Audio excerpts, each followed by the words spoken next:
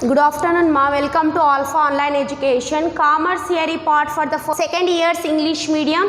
The chapter that we are dealing with, that is the 8th chapter, International Trade. International Trade, and this is the first session of the chapter. So here we are going to discuss about the internal trade and the international trade. What are the difference between these two types of trade? Let us see. Internal trade means the trade which is done within the country, that is an internal trade. Okay. International trade means the trade which is done with several countries. Okay. With several number of countries, the trade is known as international trade. When the trade is done within one country, within the home country, that is known as internal trade.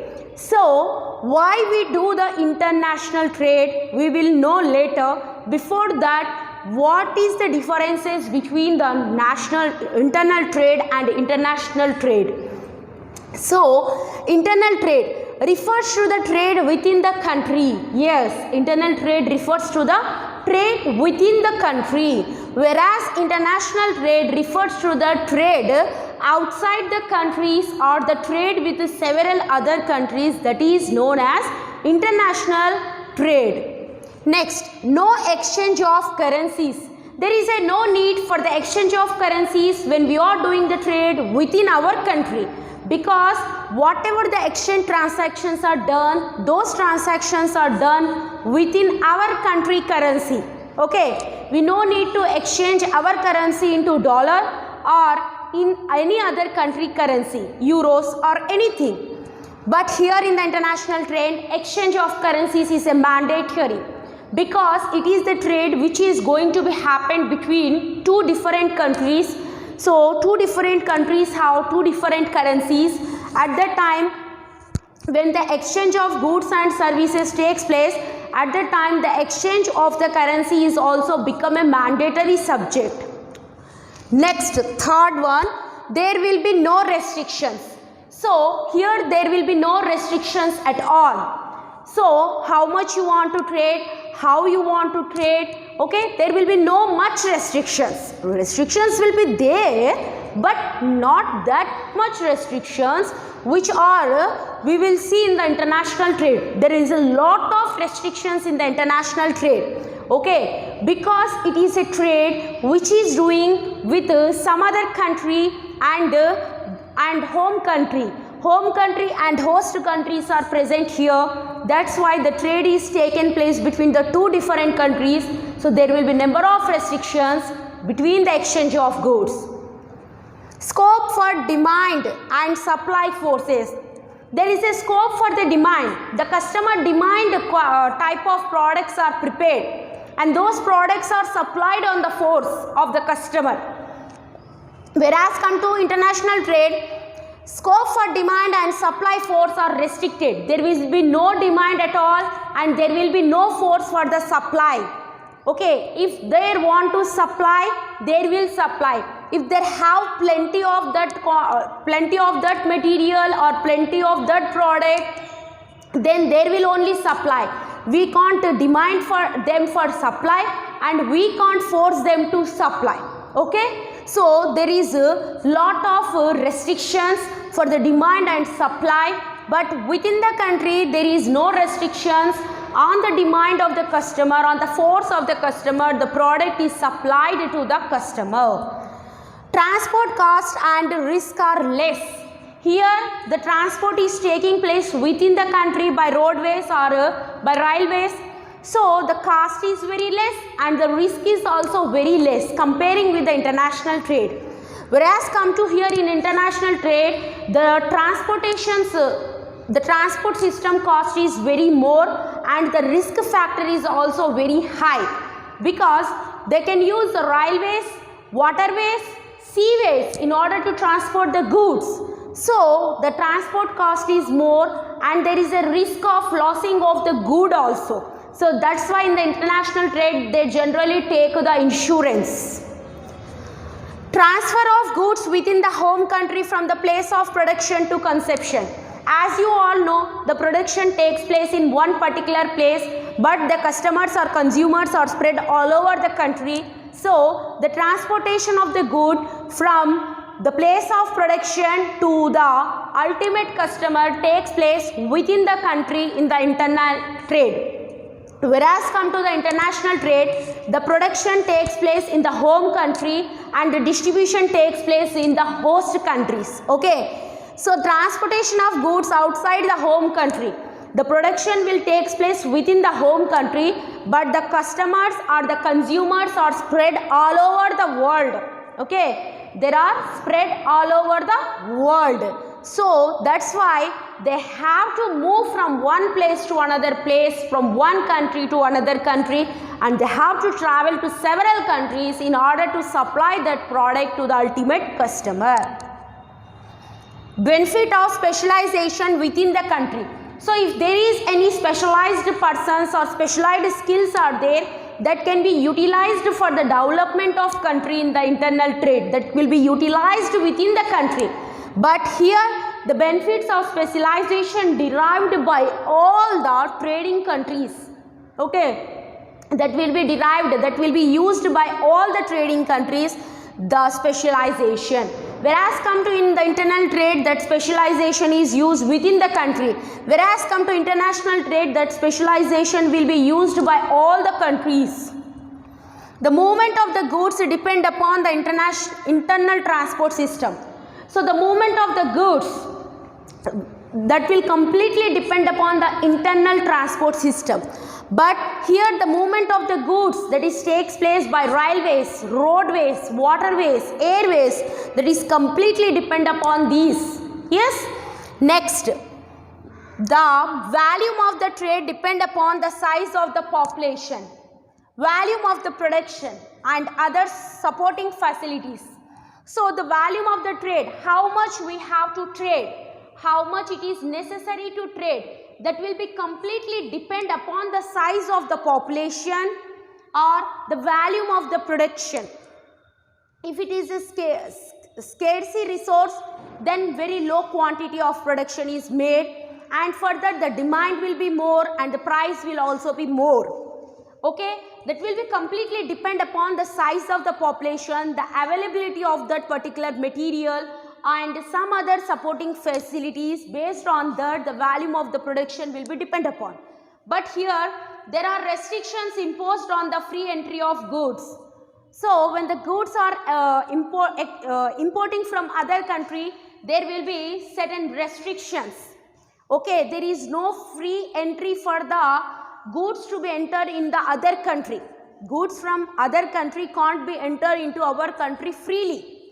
Okay, there are certain restrictions are imposed on that kind of entries, and duties and taxes are to be paid. So there are certain restrictions, certain taxes you have to pay, and certain duties also you have to be paid in order to enter that product into your country. The volume of the trade depend upon these factors. So the trade factor completely depend upon these. Goods, free entry of goods is restricted, duties and taxes, on these the volume of the trade is completely depend upon. Okay. So these are the major differences between internal and international trade. Yes. Let us move on to the importance of the international trade. What is the importance of making the international trade? Let us see. See, no country in the world is self-sufficient. So no country have all kinds of resources or all kinds of materials. So no country is self-sufficient with all kinds of goods and services. Yes. In the other words, no country can produce all the goods required. So no country can produce whatever the goods it required. No country has such a capability to produce all the goods by itself. So ultimately by these, it is one thing is clear here. Every country have to depend upon other country for certain resources. Yes. In order to get certain types of goods, every country is depending on other country. If we take Saudi Arabia, it is depending, we are depending upon the Saudi Arabia for petroleum. Yes. So in this way, every country is depending upon our country. Okay. They are also depending upon water from other country. In this way, there is certain type of dependency between the countries. International trade is the backbone of our modern commercial world. So international trade has become a backbone. Where will be your backbone? On the back side. Okay. So there will be a backbone. So it is very much important. With the backbone only we can stand. If we don't have backbone, we can't able to stand. In the same way, in order to stand the commercial world, the international trade is very much important. It acts as a backbone. International trade broadens the mental outlook of the people. It encourages them to think and act beyond the narrow conferences of national consideration. So international trade, here the people will encourage the international companies in order to introduce new types of products. By that, the people what they are wishing from these MNCs companies, they can get from these international trades. Next, what is the scope of the international trade? This is very important topics. Differences and the scope, importance, very important concepts. International commerce and trade theories. In the scope of the international trade, what are the concepts are covered? Let us see. International economics and trade theories. There are certain trade theories are there. Based on that, the trading should be done. Okay. International economics. International economics is also considered while doing the international trade. Quantitative techniques for foreign trade. While doing the foreign trade, certain quantitative techniques are used in order to solve the problems which are arise in the research. Global business communication and public relations.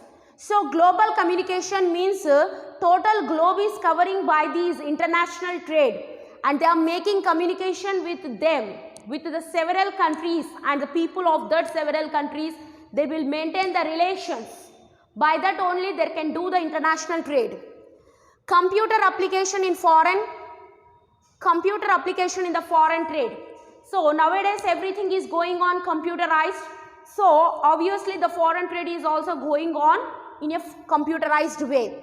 Insurance and risk management in the foreign trade. So insurance is given in order to manage the risk which is involved in the foreign trade. International marketing management and consumer behavior. So there is an international marketing where for what kind of goods there is a market internationally, and also what is the consumer behavior, how the consumer is behaving according to the international products, whether he giving importance to it or ignoring it. So that is also considered. International human resource management on organizational behavior. So international human resource management. So internationally what kind of people should be there at the workplace and how much skill is required for them, and how the organizational behavior means the attitude of the persons who are working in this international trade and their behavior and their psychology, that all things are considered while doing the international trade. International business law. So while doing the international business, there are certain acts, certain sections are there that will be in the international business law. The law indicates the rules and regulations. Export and import finance. So while exporting the goods, the finance is given. While importing the goods, also the finance is given. Foreign exchange and exchange control. Okay, foreign exchange, when we are exchanging with one country with other country, and also controlling certain types of exchanges. Export incentives, motivating the exporting of goods. When we are exporting more goods, then it indicates that our country is developed country. Export pricing, so how should be the price of the things what we are exporting to other country. These are the scope of the international trade. So let us meet in other session with the other topic, right?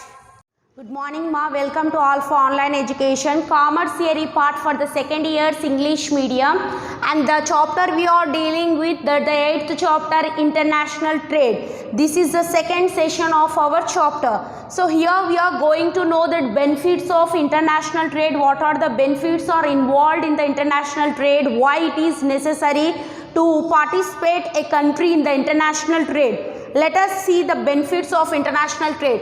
It leads to a better use of available resources. So with the international international trade, we can use whatever the resources we have in a better way. Because when we are doing international trade with the other country, we can adopt or we can bring the latest technology to our country, and with that latest technology we can utilize the resources whatever we have in an effective manner, and we can develop in the economically and also in technologically. And also it reduces the wastage of resources. By utilizing the resources at optimum level, we can reduce the wastage of the resources. When the resources are wastage is reduced, then we can make we can make more amount of export to other countries also. It equalizes the prices of goods throughout the country. So with the use of resources optimally, it will bring equalization in the prices of the goods all over the world. There will be the equal price for the goods. There will be no price fluctuations or there will be no price variations if the resources are completely utilized in the country. It helps the countries to sell those goods which they have in surplus. In surplus means the goods which they have plenty. The country which have plenty of the goods, that goods can be supplied by the country to the country which have deficit amount of those goods, and buy goods which are in short supply. So the goods, the country which is facing with the problem of shortage, that country can be received the goods from these kind of countries where the goods are in surplus. So by these there will be equalization or the balancing of the world. So in this way there will be transfer of goods from the country of the surplus to the country of the deficit of the goods. It provides an opportunity to the developing countries like India for importing the needed technology.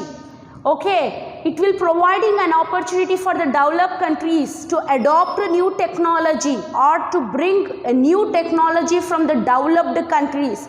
As we know, developed countries will use the advanced technology. When we are getting those advanced technology, our developing country can also become within a few years as a developed country. Next, it creates a relationship between the peoples of the different countries and lead to the cultural advancement and international peace. When we are doing the international trade, we can maintain good relation with the other country people and our culture can be advanced, and also we can maintain the international peace and harmony with the other countries. By that, our competition with the other country will also become healthy competition. It brings out international division of labor and specialization. So the country which don't have sufficient amount of laborers, that country can get the laborers from the country where there is a surplus amount of labor. Yes, and also the specialization. Certain people are specialized in certain things. By these, the people can exchange all the things. There will get the world, the total world will receive the specialized personalities and also the laborers who have the effective skill to do the work. It increases employment opportunities. So these international trade will bring development in the form of employment opportunity for the young youth who have completed their degrees and master degrees and they are sitting for or waiting for the jobs. They can get an opportunity to participate in the jobs of the international trade. These lead to increasing the incomes and rise their standard of living. So when the people got the opportunity or they got the job, at that time their income will be increases. When the income will be increases, ultimately the standard of living will be increases. They will start using the luxurious goods. They will start using the more different way of living. From the poor and poverty stage, they will go to the upper middle class and high class. It solves the economic problems such as depression. Depression means the price of the goods will be very high. That problem can be reduced with the international trade. Why the price of the goods increase means generally to the shortage of the material which is required to manufacture that good. If there is a shortage of that good, then ultimately the price of the good will be increased. Then very few persons can only purchase those goods. Underdevelopment and poverty, etc. So underdevelopment means it is still not developed. See, these type of situations, and poverty means in Telugu it is known as pedarikam. So these type of things can be removed from the country with the help of international trade. It creates a healthy competition in the world. So it will create a complete healthy competition between the several countries.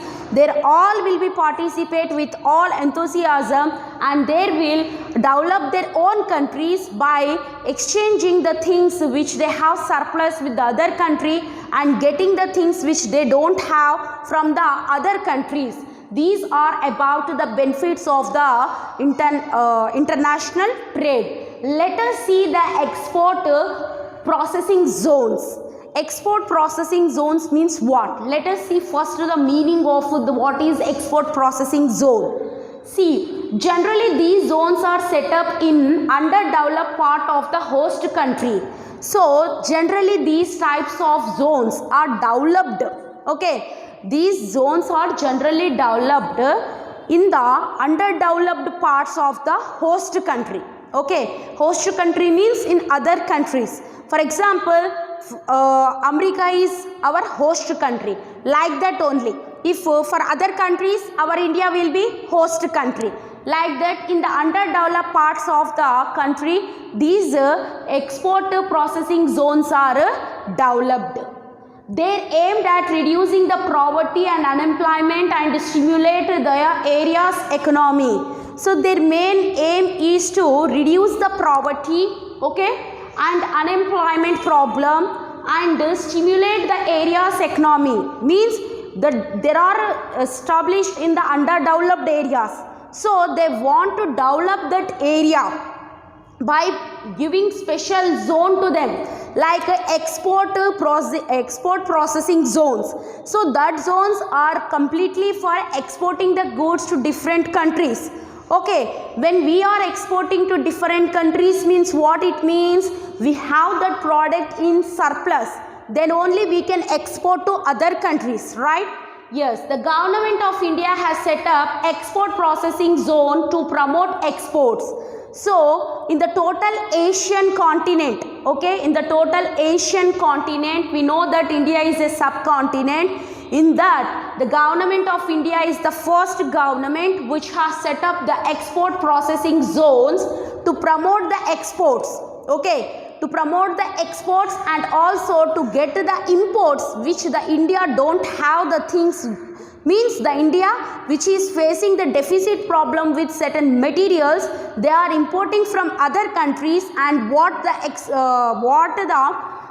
surplus thing we have, we are exporting those things to the other countries.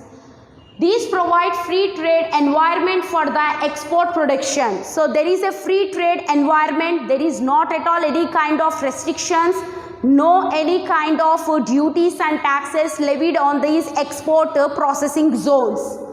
India was one of the first Asian countries to recognize the effectiveness of export processing zones in promoting the export. So in the total Asian continent, India was the first country to stand and to recognize what is the need and importance of export processing zones. Okay. Asia's first export processing zone was set up in Kandla, Gujarat in 1965. So in Asia, in the total continent, the first export processing zone was set up in Gujarat in 1965. It was set up in 1965. Next, later export processing zones were in Maharashtra, Kerala, Tamil Nadu, Uttar Pradesh, West Bengal and Andhra Pradesh. And later it was started in Maharashtra, Kerala, Tamil Nadu, Uttar Pradesh, West Bengal and Andhra Pradesh. In Andhra Pradesh, in Visakhapatnam, they started export processing zones. So the main reasons behind setting up export processing zones in India. So what is the main reason behind this, the setting of export processing zones in India? Let us see. So the first reason, ensuring better infrastructure facility in the industrial unit. In order to provide best infrastructure facility to the export processing zone units and also the industries which are started in those zones, in order to provide good infrastructure facility for those types of industries, these type of services are provided. Okay. Introducing of tax holidays. So for those industries who are exporting, for them they are given tax holidays, means on the particular days there will be tax, there will be no tax at all on the amount of export. Establishing 100% export oriented system in the export processing zones. There will be 100% export oriented things in the export processing zone. There will be no other things, just like importing is not allowed here, just only exporting. As export processing zones are entirely devoid of all kinds of duties and taxes, means there will be no any kind of duties and taxes, there will be not at all on those zones, because those zones are completely created for the purpose of exporting of the goods. 100% foreign direct investment in the zone. So there will be 100% foreign direct investment. So when these zones are exporting, some of the industries are also starting in those zones, and those industries are trying to export and they are getting the foreign currency. Okay, when we are exporting, the foreign currency should have to make the payment in our country currency. So by that we are getting our country currency, means the domestic currency, and also foreign currency also we are getting. So this is about the main reason behind the setting of export processing zones.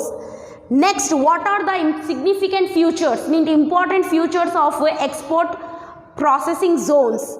The activities that are carried out in export processing zones are not liable to licensed. So in order to whatever the activities are carrying on in the export processing zones that required no license is required for those activities. Okay. Next, export processing zones regularly follow the import-export policies.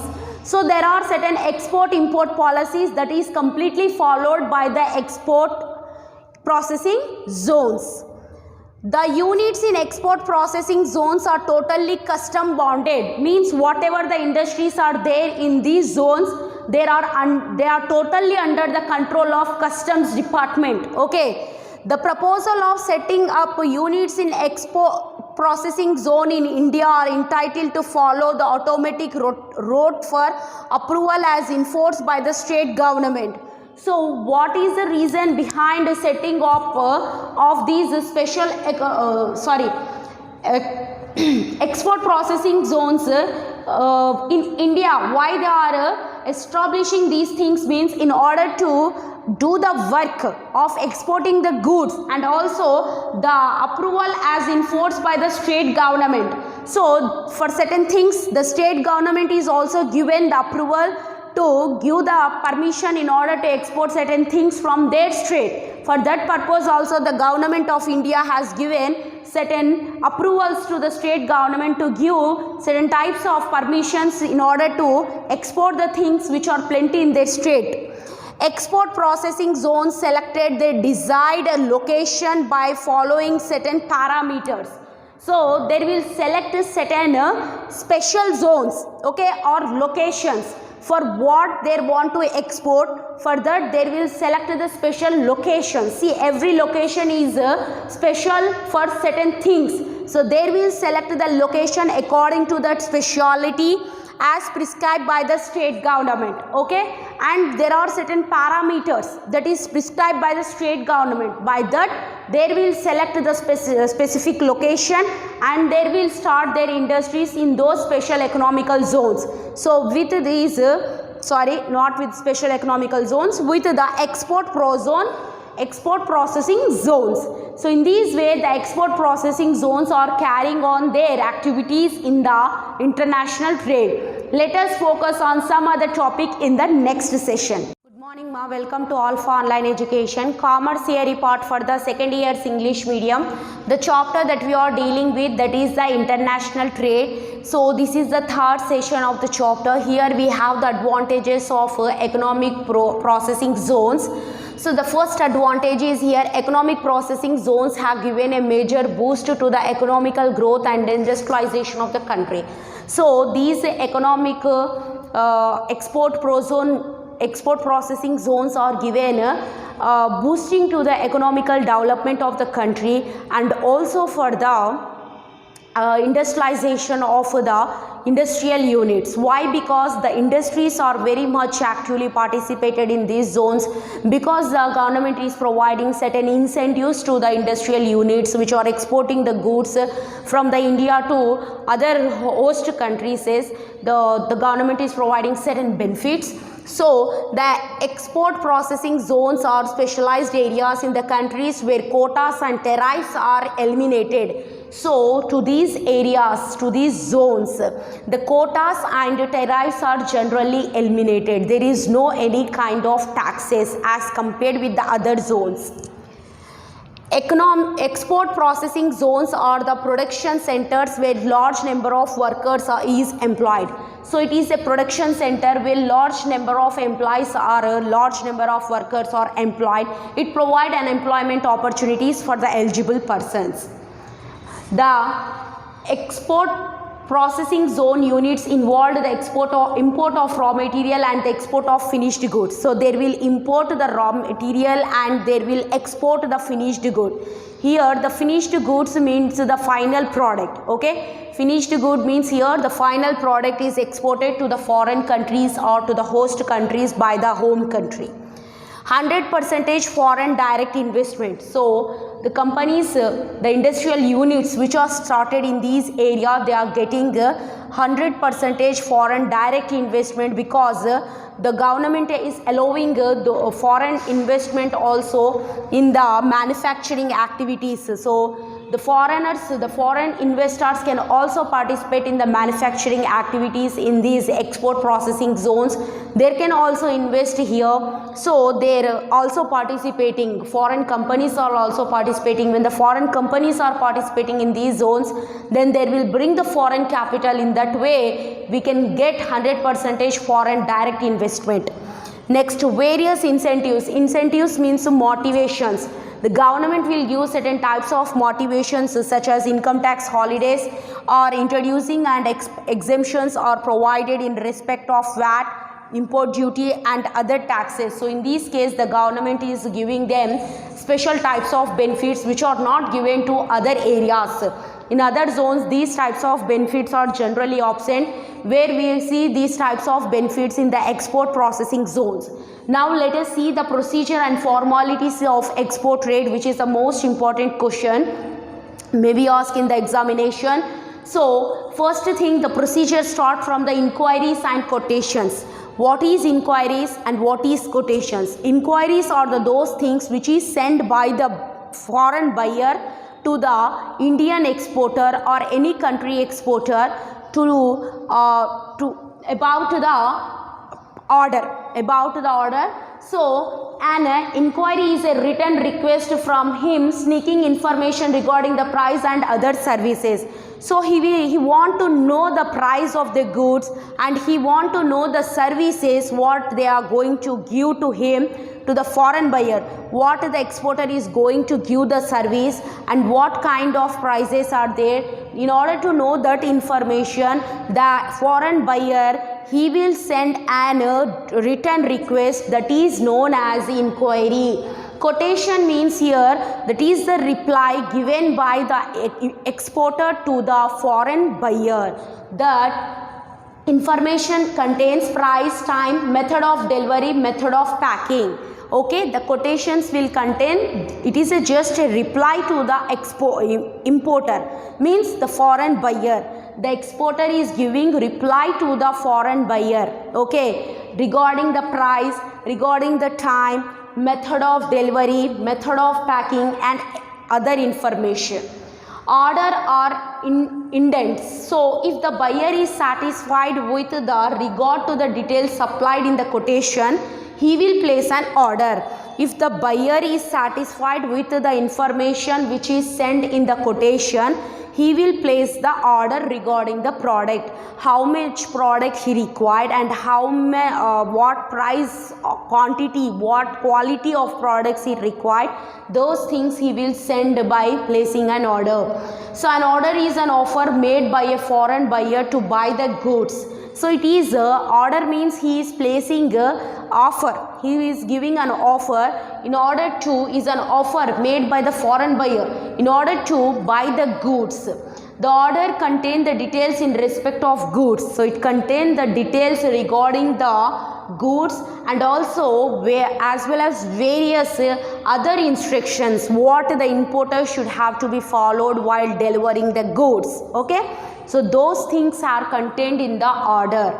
Next is securing the license. See, license is required for certain types of goods. So export of goods from India is controlled under the Import and Export Control Act. So export of the goods is totally under the control of Import and Export Control Act. So goods controlled can't be exported without the export license. So the goods which are under the control of these act can't be exported outside the country without the export license. Okay, but there are certain goods which are free from these type of license. Those goods are generally known as open general license goods. So there is certain list of goods that are free from these type of license formalities. So the other goods which are very short in our country, for that purpose we required license. So license is generally granted in order to control the goods. Without permission, the goods can't be go outside the country. So certain goods are required export license and certain goods are freely exported that does not require any kind of licenses. This is a common feature of securing the license. Yes, next we have the along with the export license, a quota permit should also be obtained by the exporter in case of commodities which are a short supply. So along with the license features, we have seen the features of the license, why it is required. So along with the license, it will become mandatory sometimes. The quota permit is also required certain times, because when the goods are very short in the country and even though the industries want to export those goods, at that time the quota permit is required for those short supply. Fulfilling exchange regulations. So there are certain formalities which have to be fulfilled during the exchange. So under the Foreign Exchange Regulation Act, the exporter has to submit a declaration that he will surrender the foreign exchange to the extent of the full export value of the goods to RBI within the prescribed limit. What it means when the importer will take the goods, he will give the currency he will send the money in the form of their own country currency. So when the exporter will receive that currency, immediately he will give to the RBI in order to convert that foreign currency into Indian currency, because the RBI is not going to give permission to anyone to have the RBI not going to give permission to any person in the country to use the foreign currency in the day-to-day activities, because our country currency is a Indian currency, so we can't use the foreign currency. So at that time the exporter should have to hand over it to the RBI immediately, the value of the goods within that prescribed limit. The RBI will convert it into Indian currency and give it to the exporter.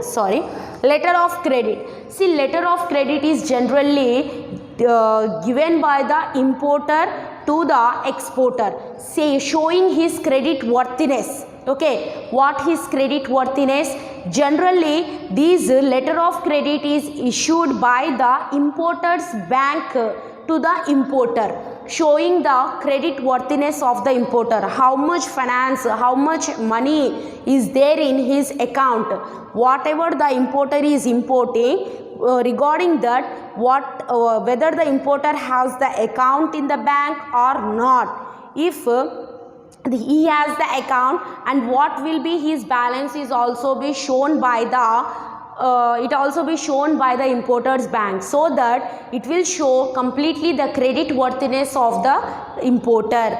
Next one, shipping order. If the exporter is satisfied with the credit worthiness of the importer, then he or she, exporter will make an agreement with the shipping company in order to get the place in the ship, in order to export those goods to the importer, to the place of the importer's port area where he want those goods. To that place there will import the goods according to the importer's choice. Exchange rate, the rate at which the currency is exchanged. One country currency is exchanged for other country currency. See, importer's currency is importer's currency will be in some other way, and exporter country currency is in some other way. So when they are exchanging these currencies, there will be certain rate for the exchange of these currencies. That rate is known as exchange rate. The exchange rate, this is very most important question. Generally 2 marks question is asked for the exchange rate, and it is asked in letter of credit. So for 2 marks, the letter of credit and exchange rate will be asked in examinations. So exchange rate is nothing, it is a rate at which the currency of one country and the currency of another country is exchanged. That rate is known as exchange rate. So these are the some of the formalities and procedures of the export trade. The remaining we will discuss in the next session. Good morning ma, welcome to Alpha Online Education. Commerce theory part for the second year's English medium. The chapter that we are dealing with, that is the 8th chapter, International Trade, and this is the 4th session of the chapter. So in the previous session we have seen about the procedure and formalities of the export trade. We have covered there nearly 7 topics, and the remaining topics we will cover in this session. In the previous session we have discussed up to exchange rates. After that we have the continuation in this session, that is packing and forwarding. So after getting an offer from the buyer, the seller, the exporter, okay, after getting order from the foreign buyer, that means importer, after getting order from the exporter has to start the formality of packing and forwarding it to the importer for shipping process. Special instructions given by the importer should be followed in these regard. So the importer will give special instructions to the exporter. Okay, certain important restrictions will be given to the exporter by the importer that should be followed by the exporter while exporting the goods to the importer. Packing should be done in such a way that it ensures safety as well as economy. So the packing should be done in such a way that the packing should be secured. In case if any damage happened to the ship, even though also they should not have any kind of damage to the goods. So that type of packaging should have to be done. That much safe packing should have to be done. Generally, when you order a good from Amazon, Flipkart or any other online shopping, you just observe their packing. They will pack the good in number of packets. Yes, why they will pack in this way means the goods are exported from different place. Yes, so that's why when they are in transport, there is a chances of destroy or there is a chances of damaging of the goods. In order to overcome from such damages, the packing should be done in a very good manner. Next, Customs formalities. So certain custom formalities are there which have to be fulfilled. At this stage, the exporter has to observe certain customs formalities that exporter has to fulfill, has to fill the shipping bill in triplicate. So there are custom formalities are there when shipping the goods. The shipping bill should have to prepare in 3 copies. Triplicate means in 3 copies. One is to the exporter, one is to the importer, and one is to the customs officer. So 3 bills should have to be prepared by the exporter. MAT's receipts. So here, if the goods are delivered to the dock means harbor. Okay, harbor means it is a place where the ships will be repaired or the ships will be left. That place is known as harbor. So if the goods are delivered to the dock means harbor, a dock receipt is given to the exporter. So when there are shipped at the harbor, at the time the exporter will receive a dock receipt. Okay, the exporter will receive a dock receipt. When the goods are directly handed over to the captain of the ship or his assistant, if the goods are not handling to the dock, okay, if the goods are not delivering to the dock, if they are directly handed over to the captain or his assistant, captain's assistant, then they are called as mate. They are called as mate. He issue a mate's receipt. The captain or his assistant issue a receipt that is known as mate receipt. But the receipt which is issued by the dock, harbor in charge, that is known as dock receipt. Okay. Bill of landing. See, there is a chances of asking 2 marks question as mate's receipts and bill of landing.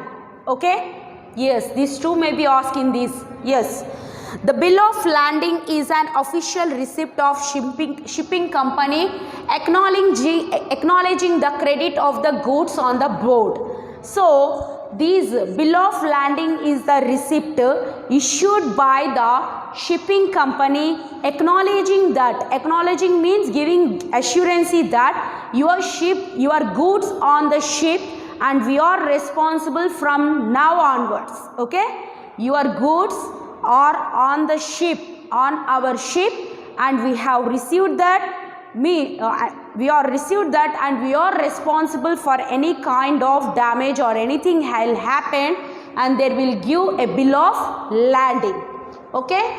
Next here, it is a document of title as to goods.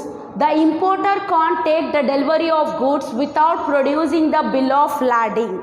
So, without having the bill of lading, the importer can't able to take the goods which are delivered to him. Okay, he required the bill of lading. Next, clean bill indicate that the bundles were in good conditions at the time of loading. So, clean bill indicates that the goods are in good condition when they are loaded on the ship.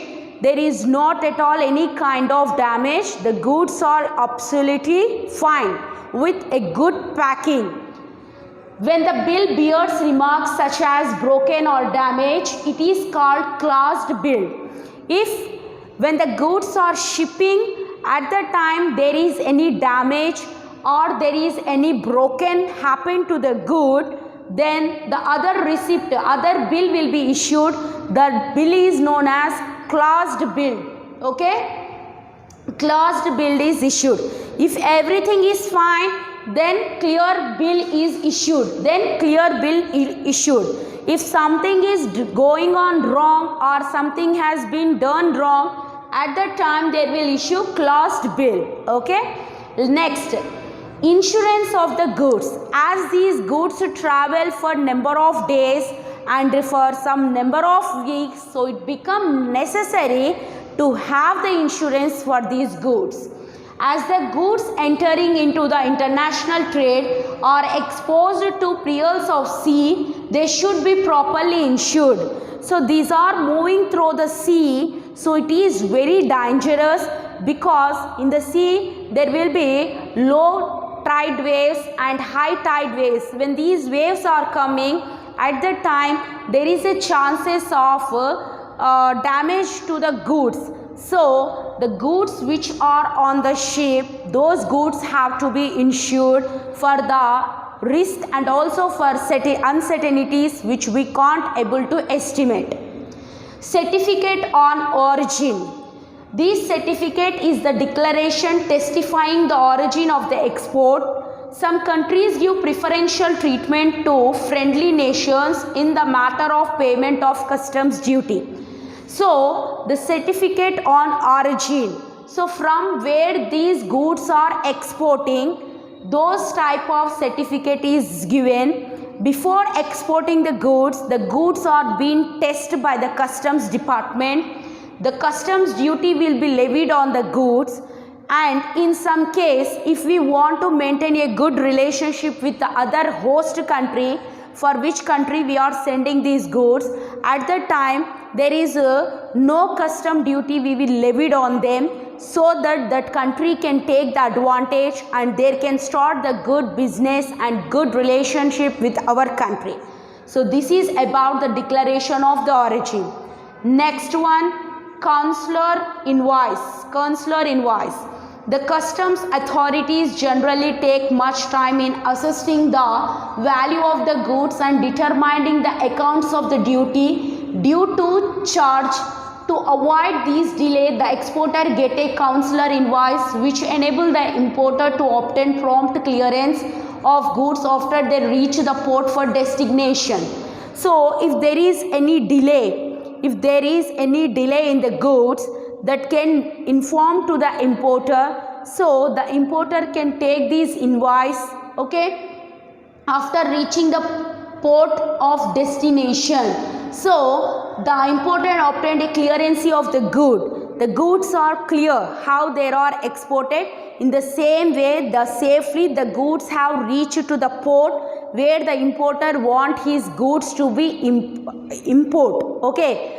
At that place the goods will be imported, and these consular invoice is given to the importer. So this is about the consular invoice. Next, preparation of invoice. After all the formalities are compiled with, the exporter has to prepare an invoice. So after the formalities are completed, the importer are also received the good. At that time the exporter will prepare an invoice, means what will be the price of that good, and that invoice is sent to the importer. Okay, securing payment. Now it's the time to make the payment. Here in this stage the importer has received the goods, where he want those goods, at which place he want those goods, at that place there are shipped those goods. Now the time is securing the payment, time for securing the payment. Drawing a bill on the importer. First stage is, now the bill is drawn in the favor of importer. This bill of exchange is sent to the importer along with the other documents. The exporter will sell the bill to the importer along with the other documents. Yes, if the exporter want to receive the amount immediately, he can discount the bill drawn on the importer within his bank.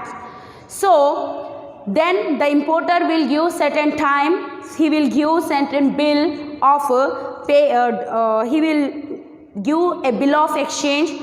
If the exporter want that bill payment immediately, then the exporter can discount that bill with the importer's bank.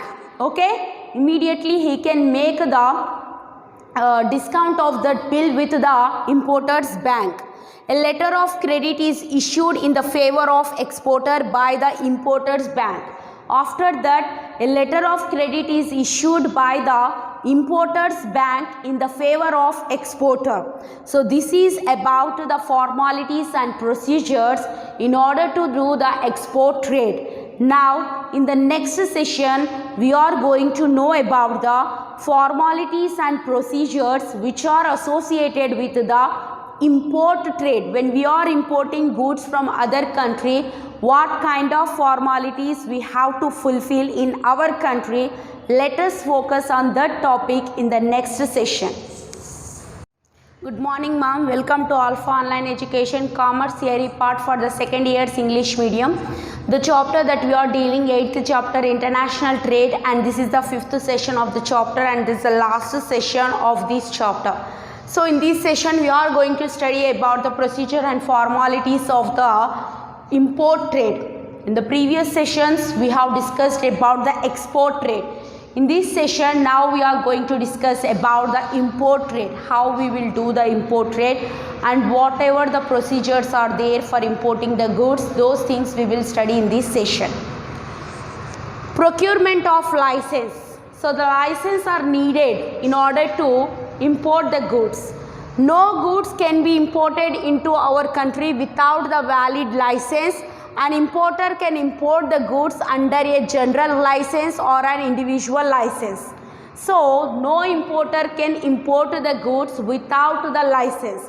Every importer will require the license to import the goods into the country, because if there is no license, there is a possibility of importing some harmful, dangerous weapons into country, and it will disturb the social life of the people.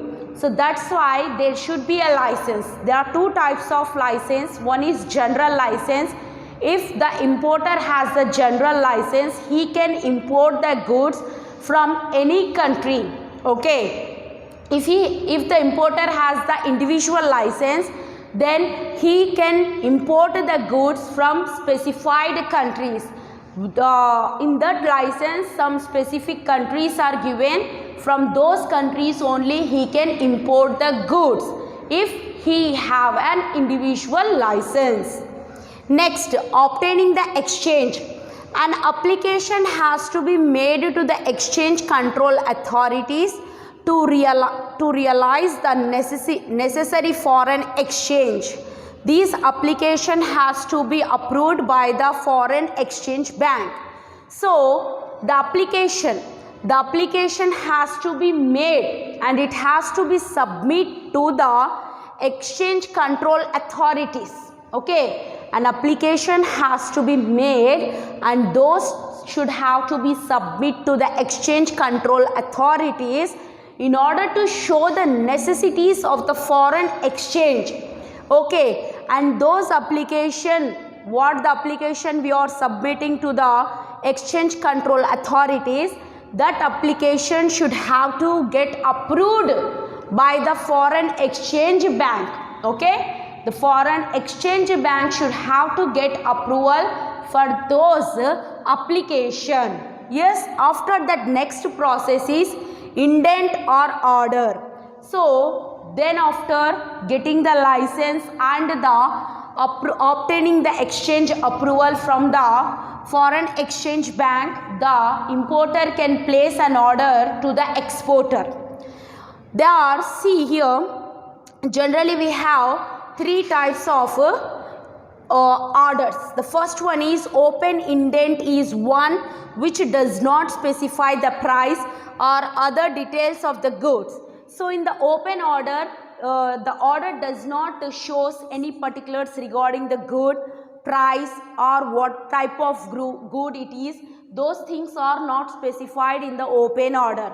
Whereas come to the close order, in the close order all the details regarding the good are clearly mentioned. Okay, and another order is also there. We have confirmatory indent.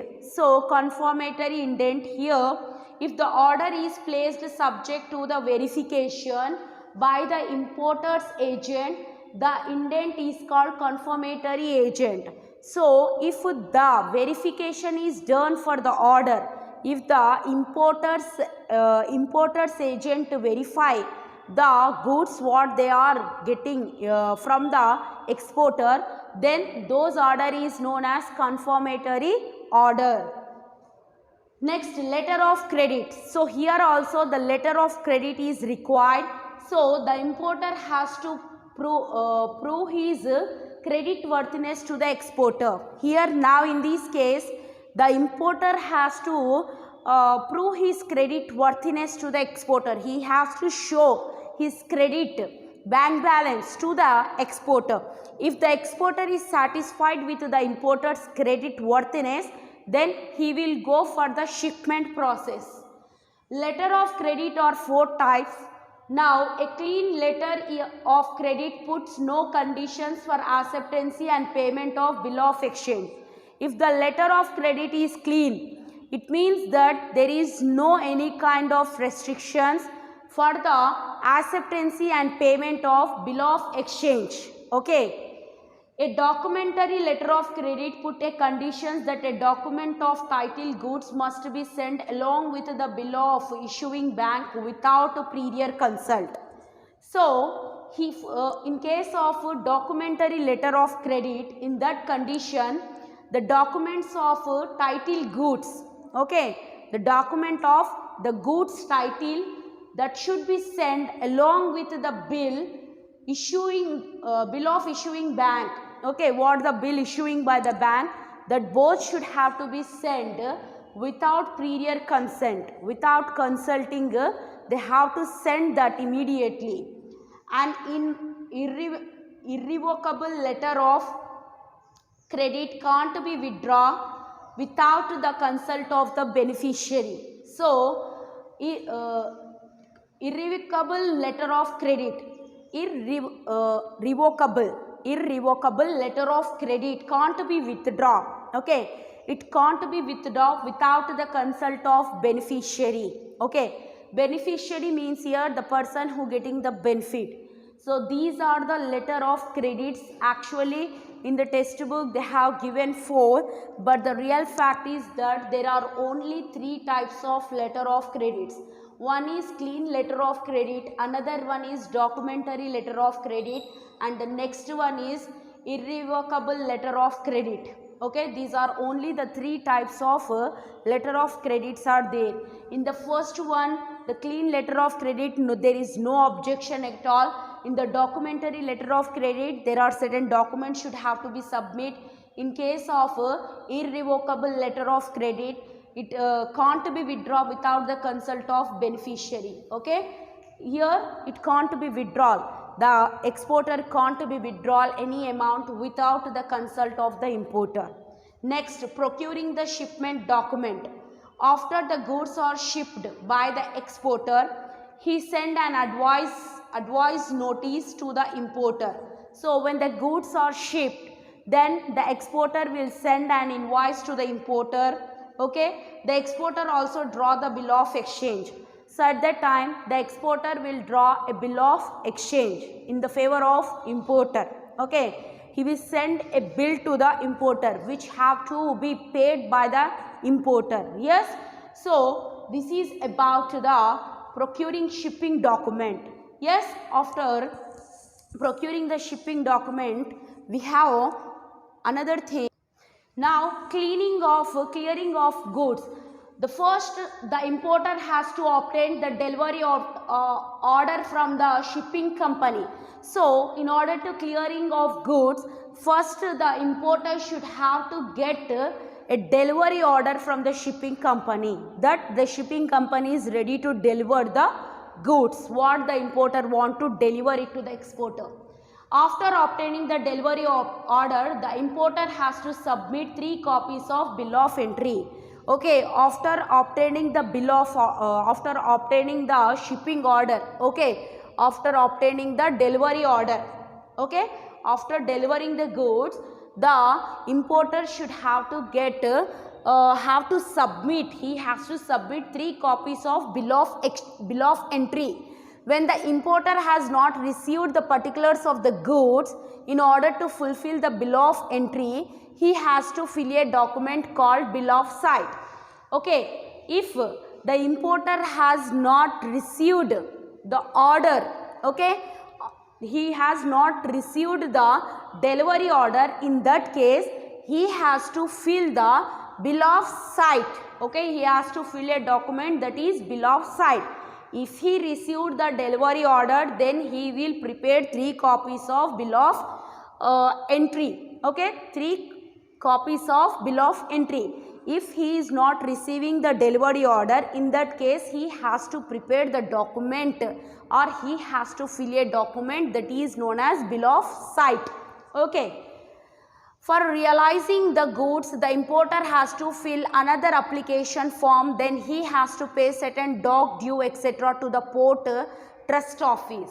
So after that he has to pay the dock due. So dock means harbor. If there is any due with the harbor, that has to be paid and that has to be paid, and etc. formalities should have to be completed with the port trust office. Okay. Yes. Next, delivery of the goods.